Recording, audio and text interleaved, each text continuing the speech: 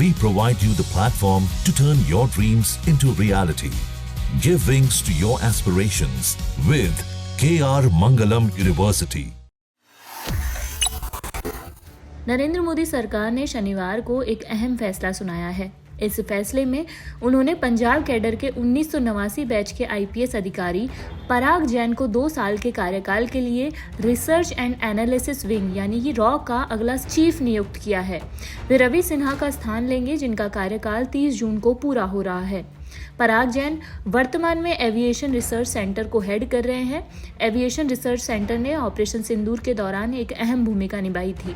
Aviation centre ने पाकिस्तानी सशस्त्र बलों और आतंकी कैंप के स्थानों के बारे में खुफिया जानकारी इकट्ठा की थी। अब आपको बता देते हैं कि पराग जैन कौन है।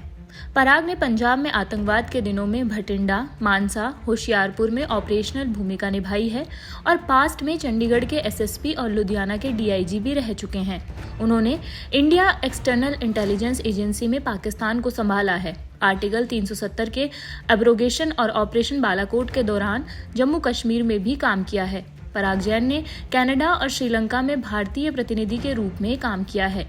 कनाडा में तैनाती के दौरान उन्होंने वहां खालिस्तानी इकोसिस्टम पर भी निशाना साधा था और बार बार दिल्ली को चेतावनी दी थी कि यह खतरनाक रूप ले सकता है। पराग जैन सोमवार को रवि सिन्हा का स्थान लेंगे, लेकिन इंडिया एक्सटर्नल इंटेलिजेंस को रिवैम्प की आवश्यकता है क्योंकि पिछले 2 सालों में मालदीव और बांग्लादेश संकट के दौरान इसमें कमी पाई गई थी। 22 अप्रैल 2025 को पहलगाम में हुए हमले का पूर्वानुमान न लगाने की विफलता चिंताजनक है, बावजूद इसके कि तत्कालीन पाकिस्तानी सेना प्रमुख ने हिंदुओं के खिलाफ नफरत फैलाई थी और कश्मीर को पाकिस्तान की गले की नस कहा था।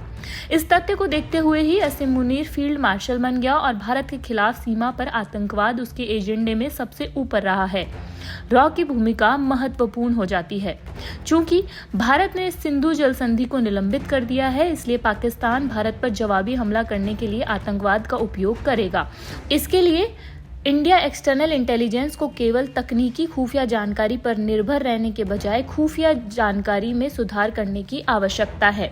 अब देखना होगा कि पराग जैन इस भूमिका को कैसे निभाते हैं। आपको फिर से बता देते हैं, नरेंद्र मोदी सरकार ने शनिवार को पंजाब कैडर के 1989 बैच के आईपीएस अधिकारी पराग जैन को 2 साल के कार्यकाल के लिए रिसर्च एंड एनालिसिस विंग यानी रॉ का अगला सचिव नियुक्त किया है और वे रवि सिन्हा की जगह लेंगे।